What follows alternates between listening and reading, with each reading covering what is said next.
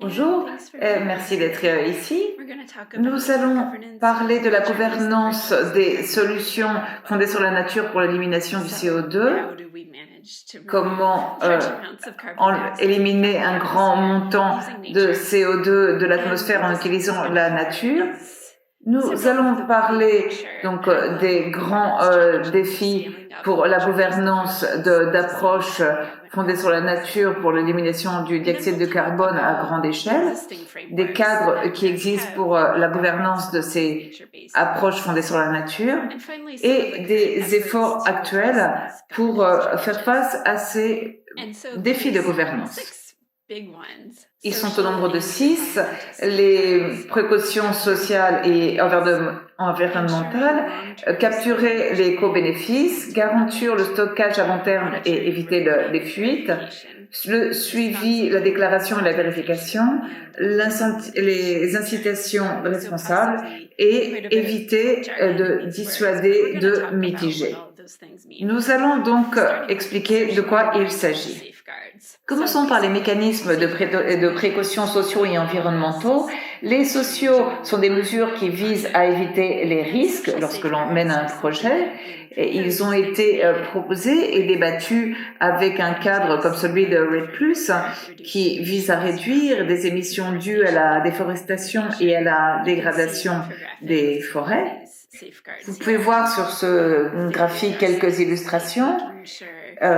Donc, il assure que ce que l'on fait est cohérent avec les objectifs, avec la transparence, que ceci ne porte pas préjudice aux personnes autochtones, aux communautés, et cela assure la participation de chacun dans le projet et à la gouvernance. Donc, il y a par ailleurs les mécanismes environnementaux, car ces objectifs d'élimination du CO2 doivent être pondérés par la biodiversité et d'autres buts de la communauté et de l'environnement. Donc ce sont des défis qui dépassent un simple traité national ou d'un régime de gouvernance. Et il faut une coordination de différents organes pour veiller à la mise en place d'un EDC fondé sur les solutions à grande échelle répondent aux objectifs de développement durable. Il faut ensuite saisir les co-avantages. Ces co-avantages qui peuvent venir des approches fondées sur la nature, par exemple dans le cas de la séquestration du carbone dans le sol, peut-être de plus grandes récoltes ou des coûts inférieurs des engrais ou de l'eau, ou une création d'emplois, donner des moyens aux femmes, augmenter la biodiversité. Mais ce n'est pas automatique, donc les politiques doivent être conçues pour les optimiser. Et de nombreux projets ont été faits tout d'abord pour les co-avantages et ensuite pour les avantages carbone. Et il peut y avoir des effets secondaires comme les feux de forêt que nous avons vus dernièrement. Et il y a ensuite la question de la permanence, le risque de libérer le carbone stocké dans un projet à nouveau dans l'atmosphère pendant la période de permanence. Et donc, cela peut conduire à des incendies de forêt, comme je le disais, mais aussi à une infestation d'animaux nuisibles, des maladies ou avoir des conséquences sur les récoltes. Si, par exemple, vous avez un terrain qui a plus de valeur soudain, eh bien, la communauté pourrait trouver des raisons de l'utiliser à des fins agricoles. Donc, c'est un grand défi. Et puis, on a la fuite, c'est-à-dire que si l'on protège les forêts dans un endroit, comment peut-on sûr qu'un autre endroit ne va pas être défriché? Par exemple, si nous avons un terrain qui était utilisé pour des récoltes et que l'on y plante des arbres pour le carbone, est-ce qu'on peut être sûr qu'il n'y a pas un autre endroit qui va être déblayé plus loin pour faire des récoltes? Il y a ensuite le suivi, la déclaration et la vérification. comme vous pouvez le voir sur cette figure, pour le carbone du sol. Et donc c'est complexe car il y a une télédétection par satellite, il y a des capteurs dans le sol, il y a des modèles qui vous aident à comprendre comment le carbone organique du sol va évoluer au fil du temps. Et il faut le faire si le stockage du carbone va faire l'objet d'un paiement. Et donc, il faut intégrer tout ceci et c'est difficile techniquement, c'est coûteux, ce qui veut dire que c'est difficile pour les agriculteurs d'y participer. Car il faut qu'ils aient accès à tous ces éléments qui doivent être fiables. Autrement, ça ne fonctionne pas. Donc, c'est vraiment un grand défi de gouvernance. Pas simplement pour le carbone du sol, mais aussi pour le carbone des forêts et pour d'autres approches.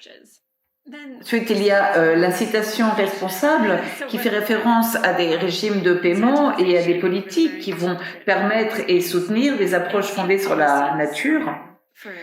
Ça va être également le financement de projets de recherche et développement. Et pour des projets évidemment qui vont être mis à plus grande échelle. Donc, qu'est-ce que fait que cette incitation va être responsable ou irresponsable?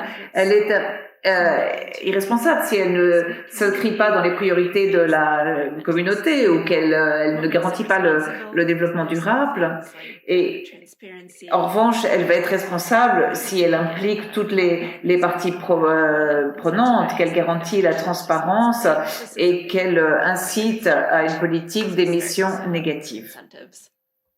Et enfin, il faut éviter de dissuader de l'atténuation, développer des solutions fondées sur la nature d'élimination du carbone comme contrepartie peut permettre des émissions continues et donc retarder l'atténuation. Et donc, c'est pour ça que certains analystes ont suggéré d'établir des objectifs séparés pour l'atténuation et les éliminations, de façon à veiller à ce que ceci ne soit pas simplement une dynamique de compensation. Nous allons maintenant voir comment les mécanismes existants peuvent être appliqués à ces approches fondées sur la nature d'élimination du carbone, à commencer par le boisement. Il y a une certaine gouvernance en la matière, mais elle doit être améliorée. Nous avons la Convention cadre des Nations Unies sur les changements climatiques, le protocole de Kyoto, l'accord de Paris, la FAO. Mais il reste des questions à traiter, comme celle du régime foncier, du suivi et de la vérification. Donc, ceci fait l'objet d'une certaine recherche, mais il peut être mis à plus grande échelle. Je vous invite à consulter le résumé des preuves de C2G sur la gouvernance des solutions fondées sur la nature pour l'élimination du dioxyde de carbone. Bon nombre d'États incluent le boisement dans leurs contributions déterminées au niveau national et on en a donc beaucoup appris ces dernières années sur la façon de faire face à ceci et d'améliorer les modèles pour le carbone forestier et également sur la responsabilité pour faire face à la permanence, aux questions de permanence. Mais il reste encore beaucoup à faire, surtout si nous allons dépendre davantage des solutions fondées sur la nature pour l'élimination du carbone. Nous avons ensuite le carbone du sol qui a attiré plus d'attention, surtout après l'accord de Paris, avec des initiatives lancées à ce moment-là, et donc qui mobilisent la communauté scientifique sur ce qu'il faut faire pour le suivi et la vérification. Et on voit également beaucoup le public secteur qui se mobilise pour savoir comment les agriculteurs peuvent être payés pour ce carbone du sol. Le biochar, quant à lui, a été moins étudié et la convention cadre ainsi que la FAO devraient voir ce qu'il en est s'il y a un échange transfrontalier dans le biochar qui demande un accord international concernant l'allocation de crédits carbone. Cultiver des macro-algues ne fait pas vraiment l'objet de gouvernance, car tout dépend de l'endroit où elles sont cultivées. Les États ont une gouvernance sur leurs eaux côtières et sur les zones économiques exclusives. Mais qu'en est-il si ce sont des projets qui sont plus éloignés des juridictions nationales? Et donc là aussi, la FAO a un grand rôle à jouer. Ça a l'air un petit peu loin peut-être dans le temps, mais il faut vraiment étudier tout ceci. Restaurer des zones humides est également un point très important car il y a une perte de beaucoup de zones humides côtières, donc les protéger est véritablement une priorité. Il y a certaines choses qui sont faites, mais par exemple, qu'en est-il de la perspective des crédits qui sont reliés aux eaux humides? Donc, la Convention de cadre peut jouer un rôle et l'accord de Paris également, mais nous allons dire que là, il y a vraiment de très grands besoins, surtout en ce qui concerne le fait de ne pas perdre des zones humides. Alors, qu'en est-il de ces 6 grands défis dont je vous parlais? Comment sont-ils traités? Je crois que l'accord de Paris a fixé cette architecture pour les pays, donc pour qu'ils puissent appliquer ces approches ascendantes.